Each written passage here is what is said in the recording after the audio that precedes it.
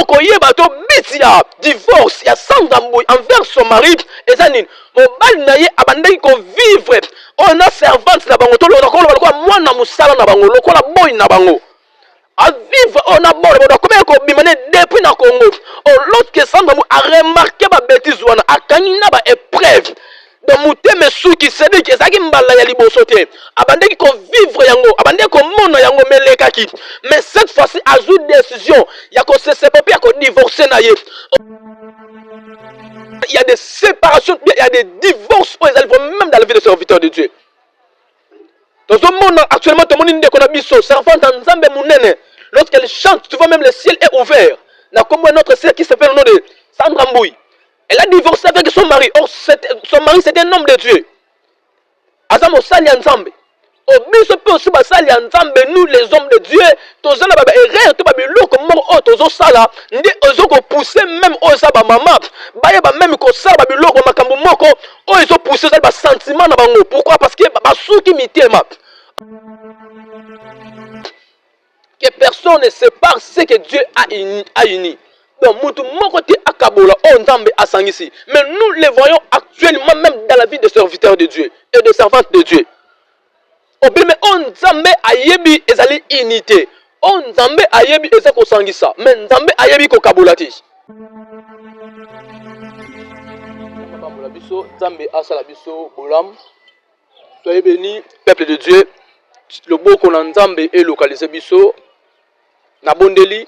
Kolo to pambolio to peso merci to tiki moment oyo entre tes mains onzambe na yonde et assister pe kamba oza yote to bengane za nile sans effet dans le nom puissant glorieux Jésus Christ Nazareth amen. Belme na ye na moment oyo ko talisa yo ezali ba réalité to makambo oyo se passer na monde actuel makambo oyo se passer makambo oyo leka concernant oyo ezali ba divorce oyo tozo mon les a répété ba divorce ça vraiment répété. On ne peut même pas imaginer. Et si le coup tu t'aimes, même la bapaya, et même divorce, et continue na kati ya basali ya Nzambe. Et continue na kati ya basali ya Nzambe. Bible zoba dans le livre de Marc chapitre 10, le verset 8, soro kiti, et bien que moi na mobali bako sangana, bazali sous eloko mi balete bango tu comme eloko moko, et les deux deviendront une seule chair. Et Bible sous qui wana te soro kiti, et ils ont continué comme la biso. Que personne ne sépare ce que Dieu a uni. Donc, mutu mokote akabola on Nzambe asangisi. Mais nous les voyons actuellement même dans la vie des serviteurs de Dieu et des servantes de Dieu. Mais on Nzambe ayebi ezali unité. On Nzambe ayebi ezako sangisa. Mais Nzambe ayebi ko kabulati. Soko tel dans le livre de Genèse chapitre 1er. Au kiti, Bible zolo balanga ke au commencement Dieu créé les cieux et la terre. Bandi ko continue au monde ke Nzambe ayebi na ko kela mutu akeli mutu na lilingi na ye et sili wana te mais aye ko bimisa ozali mwasi na koti ya nani ya mobasili atie unité kati na bango atie boyoka na kati na bango mais lelo ozo remarquer dans le monde actuel il y a des séparations, il y a des divorces même dans la vie des serviteurs de Dieu. Dans ce monde actuellement, tout le monde dit qu'on a biso servante en Nzambe munene. Lorsqu'elle chante, tu vois même le ciel est ouvert. Là, comme notre sœur qui s'appelle le nom de Sandra Mbui. Elle a divorcé avec son mari. Or, son mari c'était un homme de Dieu. Azamo Sali Nzambe. Au biso peut aussi Sali Nzambe, nous les hommes de Dieu. Tous les baba erreur, tout babi loko mort tozo sala. Ndi ozo ko pousser même oza ba mama. Baye ba même ko sala babi loko makambo moko. Ozo pousser ça ba sentiment na bango. Pourquoi? Parce que ba souki mitema. Or Sandra Mbui soko landi malam a sali divorce wana ko landi sama non volonté na ye. Mais a sali divorce wana ko landi sama ba bêtise. On a remarqué et pas mobile de Moussa Nzambe. Oh, et l'autre, koyeba to biti ya divorce ya Sandra Mbui envers son mari et zanine. Mobile na ye abandaki ko vivre. On a servante na bango to lokola mwana musala na bango lokola boy na bango. À vivre on a bon comment ko bimane depuis na Congo. Oh, lorsque Sandra Mbui a remarqué ba bêtise wana akangina ba épreuve.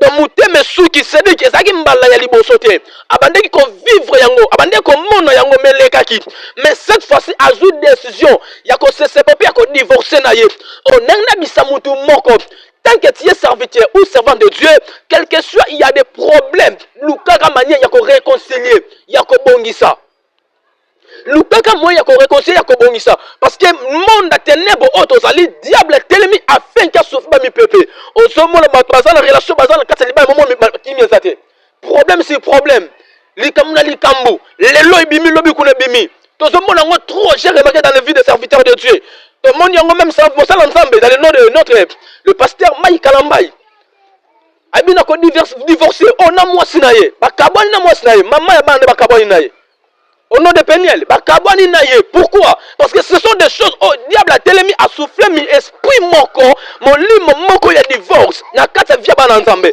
na kati ya via ba serviteur nzambe na kati ya via ba servante ya nzambe o beleme stika na yebisa yo racine to musisa ya divorce ça ne vient pas de l'Éternel mais ça vient du diable. Mon divorce ne vient pas de l'Éternel. Cela vient du diable. Parce que nous sommes que personne ne sait pas ce que Dieu a uni. Oh, moutoua kabolaka, moutoua zalaka, élément de destruction, ce n'est pas Dieu. Mais moutoua élément de destruction, c'est le diable. Oh, diable a tellement kawana pour que votre base en unité. Diable a tellement kawana pour que votre base en boyo kanité. Diable a tellement kawana pour que votre base en essengoté. Pendant que Kimia ezali, pendant que Malam Ozan, demandez Bessani, à côté. Oh, nous allons voir dans le livre toujours de jeunesse. Nous avons vu que Dieu a créé le monde. Mais pendant qu'il a créé, Aïbi n'a qu'au arbre, moko na katsat ya jardin. Aïbi si Ozali, Adam, Aïbi qui n'a zété oyo, il y a tous des fruits qui sont là. Lia yango. Mais n'a perdu yoka fruit moko. Oyo ko liate. Le jour où que tu mangeras cette fruit, tu mourras. Mais le diable est venu. Oh, yango ne suko place na to simbake. Divorce, ton moussissé divorce, ça ne vient pas de l'Éternel. Mais moussissé divorce vient du diable. Vient du diable. Avec moukolo yoko liango, ndeko kufa. L'Éternel est parti. Et le diable s'est transformé en serpent.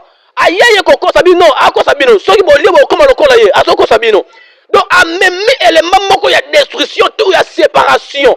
Oh, dans les temps là, moutosaki malam nanzambe, moutosaki malam nabanam, nabaniyama. Mais bon, division et yoko kota. Oh, division et où t'as pas un mais division et où t'as pas un diable. Diable a continué la vie à Adam pour que Kabola Yenanan, Nanzambe, Asala Osama Kamun, non qu'on sa volonté ensemble. Et j'entre directement dans des relations amoureuses. Au moins que Batoubaza Malam et Diable Kota Kaka, on a continué à Katavia Motomoko, afin qu'à nous Kamalé, Motoma, Bemo, et Kota pour que Bassan, Basala divorcé, tout Basa séparé. Basala séparé. Et je vis la femme de notre frère, au nom de Paul Bakenda. Diable a utilisé à Koti Katnaye, à Saliba bêtise. Oh, avec des épreuves paisibles. Oh, Mobana Moniango. Donc ce n'est pas elle, mais c'est le diable. Oh, monsieur le diable, la vie à Moutou et sa destruction.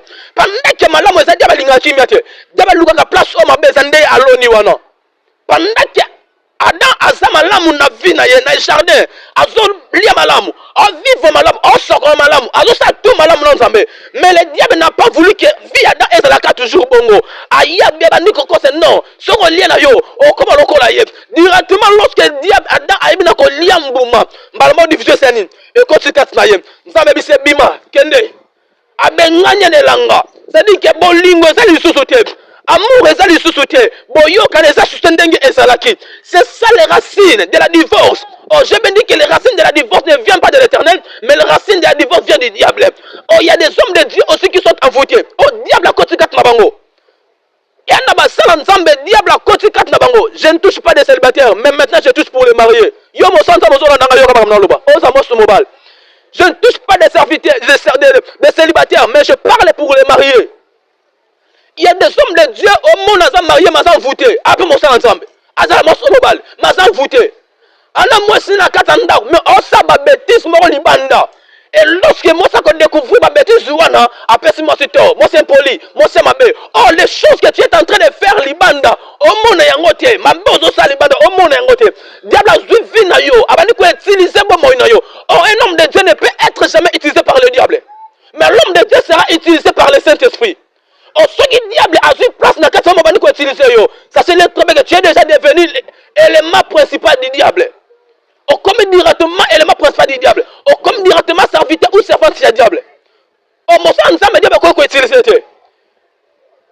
Et le diable a bien qu'on utilise aux ailes mobile. Il y a notre sœur Sandambou. Abandi Kobima, non.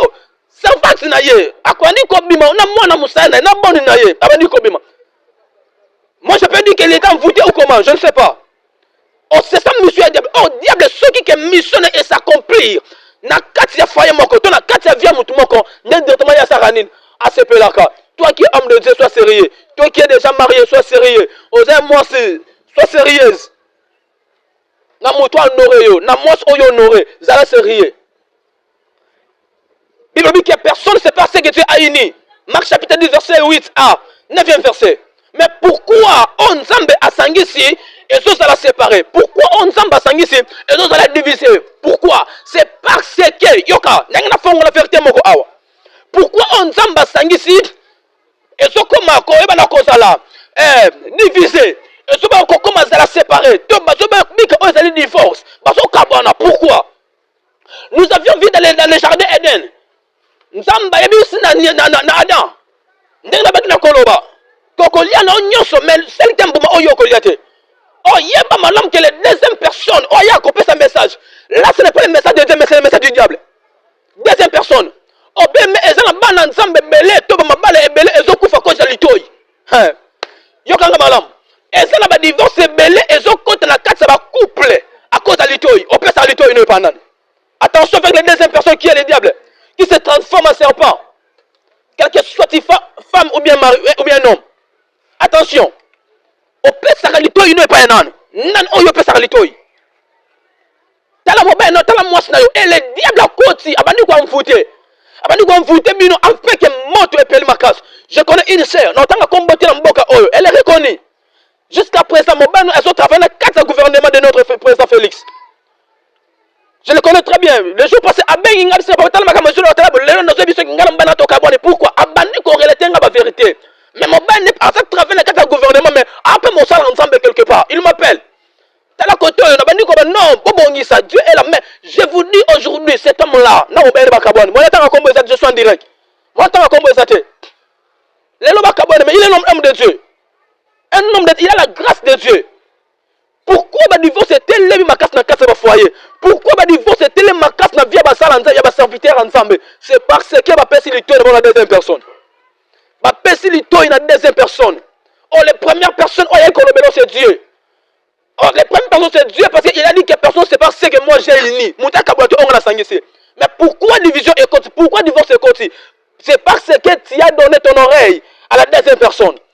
Qu'on peut se dire n'importe qui. Qu'on peut se dire n'importe qui. Si tu donnes ton oreille à n'importe qui, sachez-le très bien que tu seras aussi envoûté.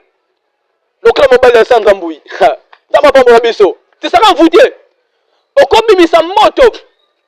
Oko ganga. Oko sala tout. Oko sala. Mais si tu es toujours envoûté, laisse-moi te dire, il n'y aura pas la progression dans ta vie. Tout ce que tu feras, il n'y aura pas la réussite. Réussite est désalatée. Pourquoi? Parce que tu es déjà envoûté. Quel que soit que tu sois homme de Dieu. Quel que soit que tu sois servant de Dieu, mais si tu es seulement envoûté, il n'y aura pas la réussite dans quatre mois. Ndamba pambolanga yo. Ndamba sale bolam alongisa yo. Soyez bénis. Quelqu'un nous bénisse abondamment. Que Dieu nous bénisse abondamment. Soyez bénis. Ndamba pambola yo. Yo pasteur olingaka ko divorcer. Oli ko tika ba buzo ba te ba bêtise te. Oza déjà na moso nda wadana mobile nda mais tu fais toujours des choses. Oza non volonté ensemble. Ça c'est très bien que les revenus. On Nzambe même on télé bato même qu'on frapper même ba vie à bato belé. Parce que c'est Dieu lui-même qui a dit que personne ne sait pas ce que moi j'ai uni. Mais pourquoi ce divorce c'est ce côté? À qui que tu as donné ton oreille? Tu as donné ton oreille à deuxième personne. Qui est le serpent, le diable? Qui est venu t'envoûter afin qu'on assure la communauté ensemble. Afin qu'on assure la boyoka ensemble. Nzambe ya pambo langa yo. Nzamba se langa yo bolom maman. Nzamba longi se langa yo papa. Vous qui êtes toujours ensemble, soyez bénis. Que Dieu vous bénisse. Nzamba même bino toujours. Amen accompagner bino. To sala o ezali malam. Lorsque tu as un engagement, yako bala mona ya batu. Moni sa pe makambu ya malam. Sala pe makambu ya malam. Oh, les femmes bazo réagir mal envers les hommes qui oh babali bango. Pourquoi? C'est à cause il y a ba art aussi posé na katavia mbe na bango. Il y a ba art posé na katavia mbe na bango. Na ko simba même ba vérité moko te on a yebi. Pour la vie de notre frère qui s'appelait de Paul Bakenda, il y a des vérités. On est même qu'on poussé, moi c'est n'a pas divorcé. Il y a des vérités, on est poussé, il y a des divorcé, on a ça la bêtise ouana. On a ça la bêtise, on a yoto yebi. Ils ont tant moi l'internet, la réseau social, tu le connais très bien plus que moi. Il y a des choses, il y a des vérités qui est cachée. Pourquoi des divorces? Pourquoi tu as donné l'accès au diable? Avant de coopérer, avant de utiliser. Ne donne pas l'accès au diable. Mais donne l'accès au Saint-Esprit et il te conduira jusqu'au point de ta réussite. Nous n'avons pas moula biso. Nous n'avons pas moula yo. Soyez béni, que mon Dieu te bénisse. Prenez mon numéro de WhatsApp là. Plus 243 82 25 64 201. Plus 243 82 25 64 201. Plus 243 82 25 64 201. Plus 243 96 20 98 248. 96 20 98 248. Pourquoi les divorces? Si n'a pas ça l'entendre, divorce côté. Comme pourquoi des divorces? Il y a un homme de Dieu, un chantre de l'éternel, il chante très bien pour Dieu. Mais la multiplication des divorces, moi c'est pourquoi tout ça? Il y a des vérités qui est cachée. Mon numéro est là. Plus 243 96 20 98 248. Soyez bénis. Que mon Dieu vous bénisse. Nous avons débuté par la prière et nous allons se clôturer par la prière. Yom tozu taya kolanda biso ngonga oyo kolo apambola yo kolo asale bola pe alongisa yo.